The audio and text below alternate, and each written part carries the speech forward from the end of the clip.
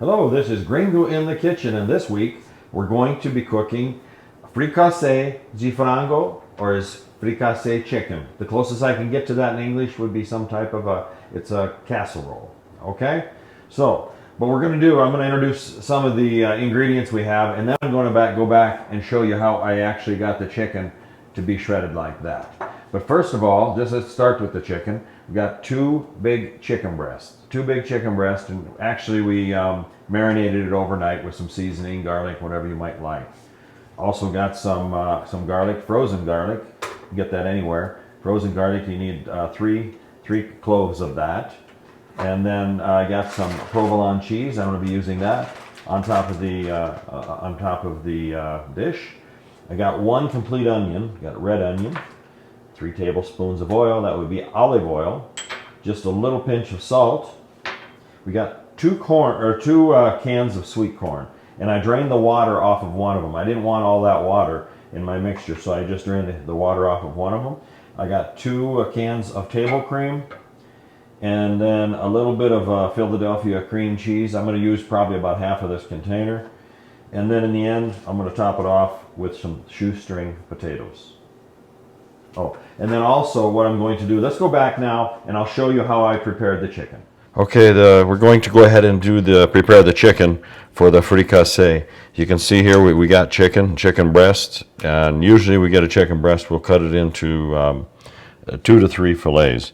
And for this dish you want at least 2 big chicken breasts, so I'm going to say maybe 5 to 6 pieces of chicken. Now the chicken is spiced with some garlic, some paprika, different things. Inside of the pan here, now this is a pressure cooker that you can get from Bed Bath & Beyond. It's I don't know how many quart, it's probably like 4-quart pressure cooker. So one thing about this chicken, you want to pressure cook it for about 20 to 25 minutes, and then I'll show you afterwards how you actually get the chicken to break into very small pieces. I guess we would call it shredded chicken. So let's go ahead and put in some chicken here, okay? Pressure cooker needs moisture. So I had 2 cups in there. We'll go ahead and add it because you can strain the water off later. And then I've got what we call here the Knorr. It's a chicken flavored bouillon. I'm going to add maybe about half of that. Just sprinkle it around in here because it has plenty of salt and all the other stuff with it. I'll take the same spoon here. I'm not going to use it in the bottle there again. And I'm just going to mix this up a little bit. All right, now we're going to turn it on high and get it cooking for about 20 to 25 minutes. Now that's 20 to 25 minutes when it's actually pressurized, not from the time you turn the heat on, but it has to be actually pressurized for 25 minutes in order to get what you need.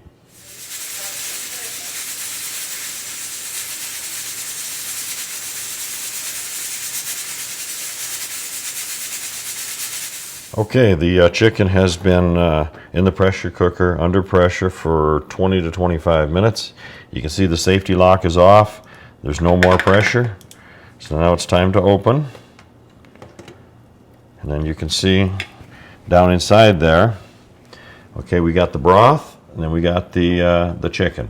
So what I'm going to do now is I'm going to remove the broth. I'm going to save that because I may need that a little bit later to add to some of the stuff I'm going to be doing with the chicken. Just going to get rid of the liquid. And there's probably a good 2 to 3 cups in there.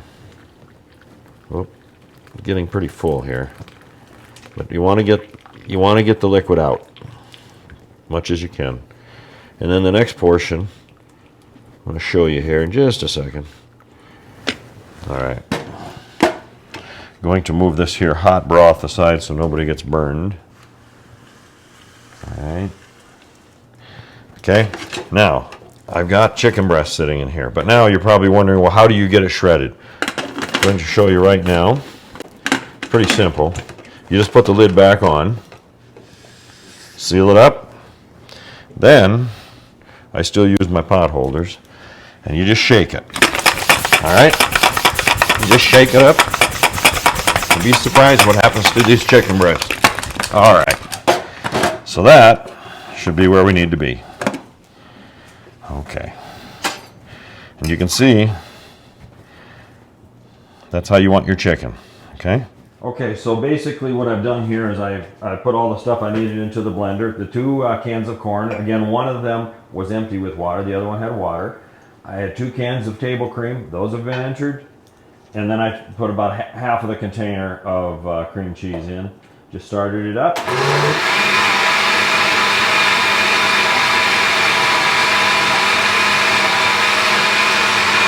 Let it run for a little bit.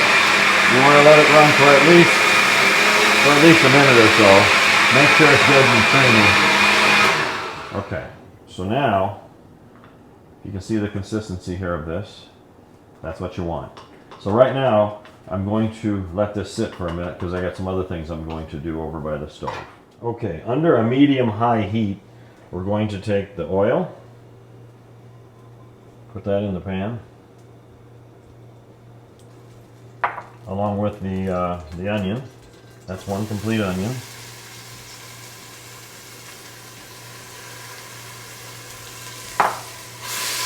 Turn it down a little bit, it's a little bit high. Onions have got a lot of water in them, so you sort of want to cook that water, some of the water out anyway. Then I'm going to mix the salt in. And throw a little garlic here in just a minute. Okay. Now with the garlic, I got the frozen stuff, so what you do, you just pop it out of the end. Okay? I want 3 of those.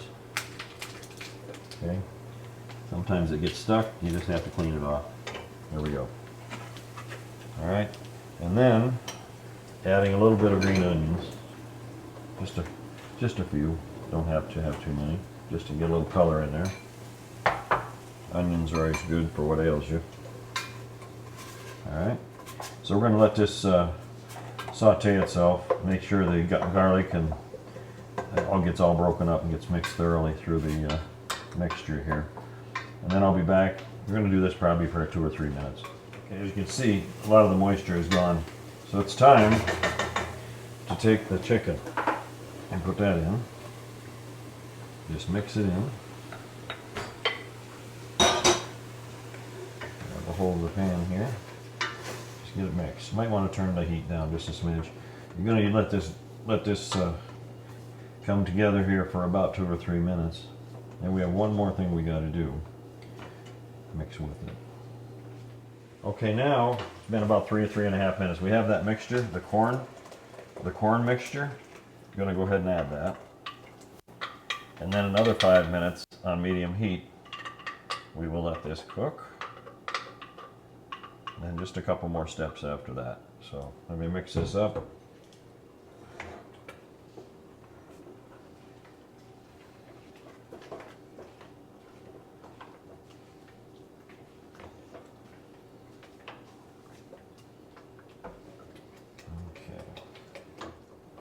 Alright, you can see where it's boiling.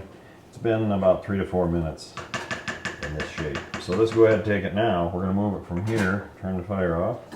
We're going to take it over to a cake pan. I'm going to go ahead and pour it in here.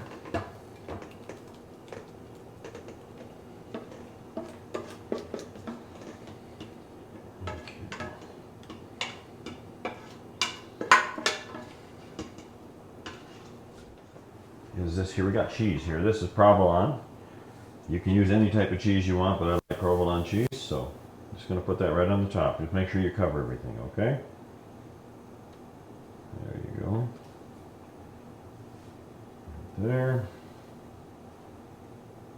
There's going to be a few little places that are open, but just get that down. All right. Okay, so now we've got those little areas that are open. So what I'm going to do is just take little pieces and fill them in. So we got everything completely covered. A little over here. Got a little bit over here. Some up on this end right here. Okay, here we go. And then when it melts, it's going to come all together. You won't even be able to see that. We just want it to seal itself, okay? All right. So then we're going to stick it in the oven at 350 degrees for 20 minutes, and we'll see you in a minute. All right, just got it out of the oven. You can see it here, a little bit golden on top, which is what we want. It's been cooking about 25 minutes at 350 degrees. So right now, I'm going to finish it up. And I've got some parsley flakes here. Just going to put a little bit on the top. You see how that cheese is all merged together and it became a crust on the top? That's what I want. All right, and then just one more thing here. We got the shoestring potatoes. Just going to spread them around the top here just a little bit.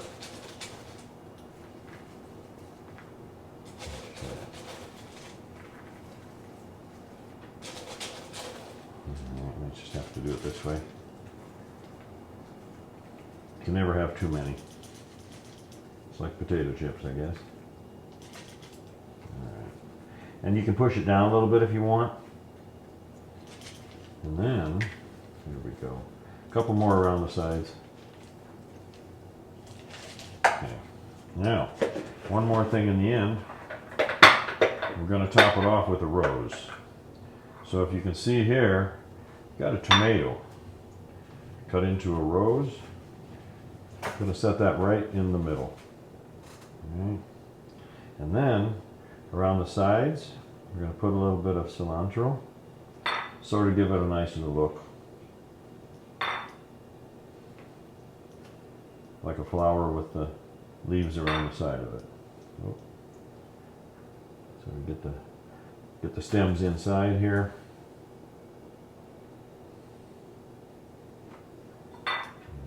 Cut just a couple more here. There we go. Right. Okay, my YouTube friends, fricasse of chicken, or chicken casserole. And it's all done now. We've got the ingredients. We'll have those listed on the video as we go along. Now, on behalf of Zenobia Beckley and Gringo in the kitchen, please subscribe if you haven't done so. Share with your friends and family, and then like it. Ring that bell, because that bell is going to give you an idea when things are posted. On behalf of us all here in Las Vegas, we'll see you next time.